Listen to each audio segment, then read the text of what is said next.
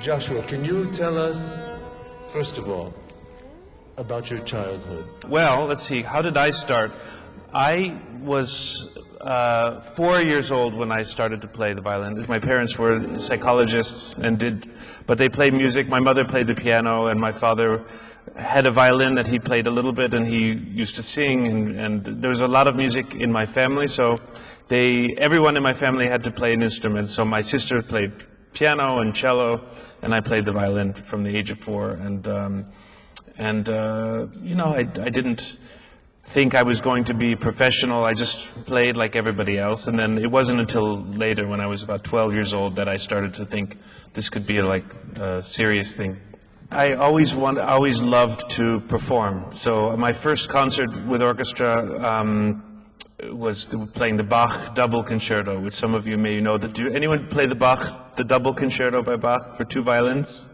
I'm sure. That was the first piece I played with orchestra, and I was seven years old, and with my local orchestra, Bloomington, Indiana Symphony, where I'm from. And I was very, very shy child. I didn't like to speak in front of the class. I was very, very shy. But when I played violin, I felt very good, always. I enjoyed getting up in front of an audience and playing, and I always got a good feeling from that. But it wasn't until I was 12 that I met a teacher. I had many good teachers and very important teachers before, but the one that really took me to the next level was a very special man named Joseph Gingold. And Gingold was a Russian Jewish man that was one of the great professors. He was very old. I was 12 and he was in his 70s. For me, for a 12-year-old, that was very old. He was like my grandfather. But he had a Stradivari, which I'll tell you about my violin, the Stradivari. But he had a Stradivarius violin. He played the violin 10 hours a day just in teaching, and he always had the violin in his hand, and he loved music and the violin so much. And so much joy he put into the music that I thought, my God, what a life this is. He told stories about all the great people he met, from Toscanini to Heifetz to Fritz Kreisler to Huberman, who owned my violin. We'll talk about that later. And he just opened up the world of music to me.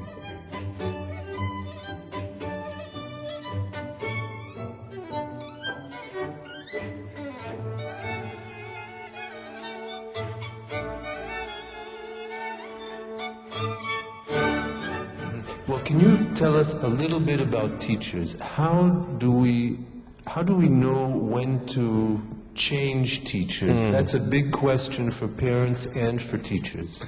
First of all, one of the things that was a value that was given to me from my teacher, he told me, you can learn from lots of people. This is Gingold.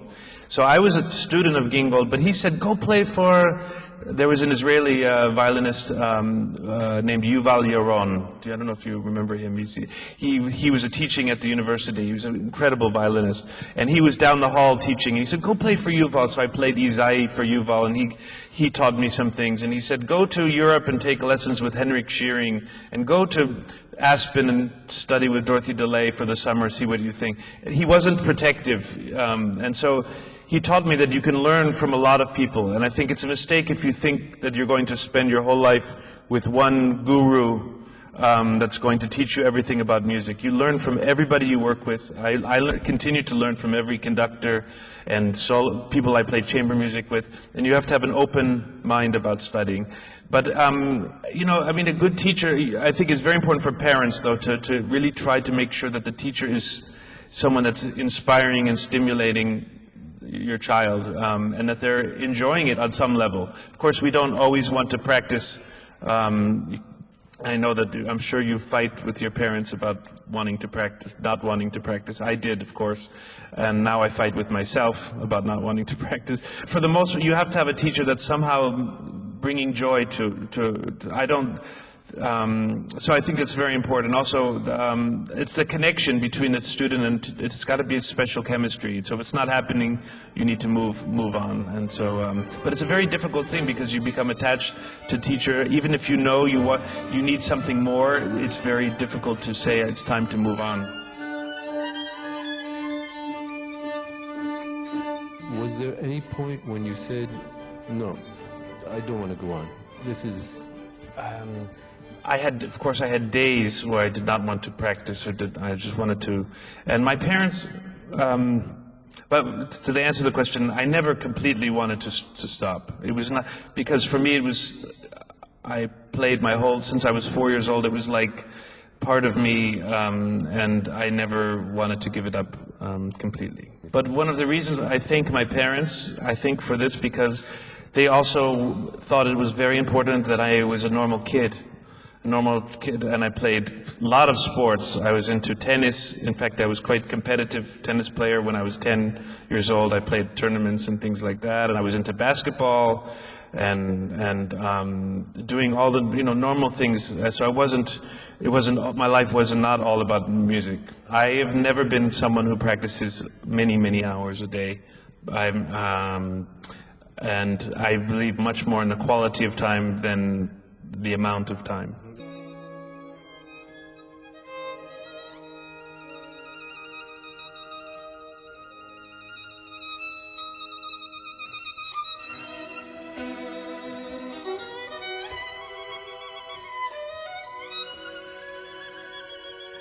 The important thing is that you're getting better, that you feel like you're getting better or learning something new.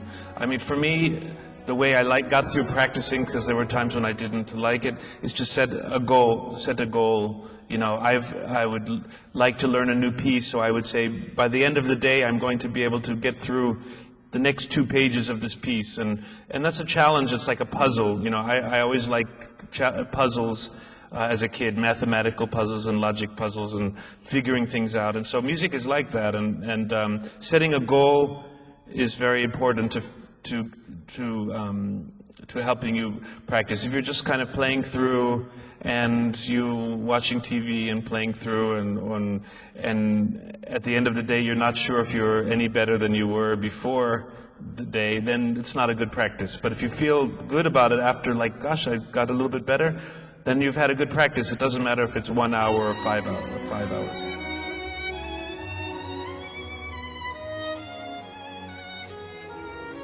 My violin is a Stradivarius. And do you know what the Stradivari is? The Kino Strad. Stradivari was the greatest violin maker that ever lived. This violin was made exactly 300 years ago. In 1713 it was made. It's this violin. It's called I call it mostly the ex-Huberman, because Huberman was the greatest violinist that played on this. And do you know the name Huberman here? I think there's a street out called Huberman Street here. And Huberman is the one that started this orchestra, the Philharmonic. כן, ברניסלב הוברמן היה מייסד התזמורת הפילהרמונית, ויש רחוב הוברמן, בדיוק פה כשאתם יוצאים מהבניין, זה רחוב הוברמן. רחוב הוברמן. זה היה כינור שלו. Huberman played on the violin for, I don't know how many years, maybe 20 years, I'm not sure. But in 1936, Huberman was just starting to raise money to form this orchestra. He was in the middle of raising money for this orchestra to bring all the Jewish musicians from around Europe to come to Israel, and he saved the lives of many before the war. But he was in New York playing a fundraiser concert at Carnegie Hall. And in this concert in 1936, he had 2 violins, one Strad, this one, and one Guarneri violin. And so for the second half, he played on the Guarneri. And during the second half, this violin was stolen from his dressing room. So he finished the Franck Sonata he was playing, and his assistant said, "Your violin, the Strad, is gone, it's gone." And of course he was very upset, and the violin was never found, and he never saw the violin again. And so, and then he died. He formed the Philharmonic, and he died in the 1940s. And then in 1986, so 50 years after it was stolen, the thief finally admitted that he had stolen the violin. He was dying. He was on his deathbed, and he said, "My violin is the Huberman violin." And his wife gave it back to the world, and then I bought it many years later in 2001. But that's how. So for 50 years, the violin was missing in action.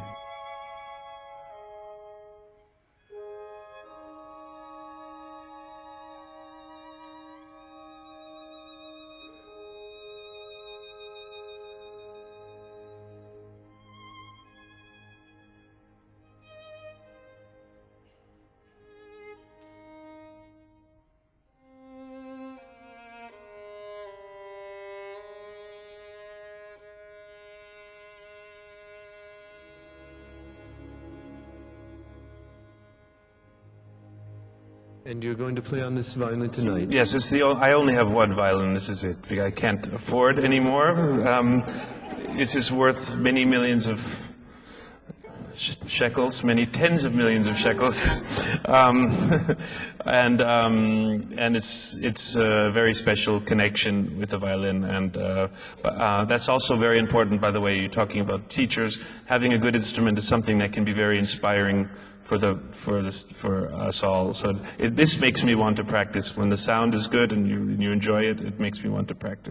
Well, I mean, I have to practice soon to get ready for the concert. Okay, but well, if we just have, do one we have more any question. little questions? I have one Yeah. question. You practice really hard before the concert. You don't get tired just before the concert?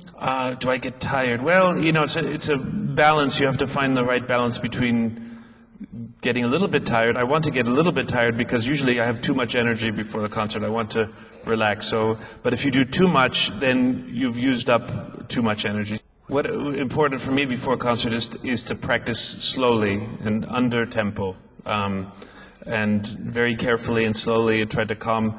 Because when we get nervous, everything goes fast, and we lose control because our body is going faster on its own. It's going fast, but if we learn how to practice slowly, then we learn how to bring things back. So for everyone, I suggest knowing how to practice every piece you play at a slower tempo is very important for when you play it in concert.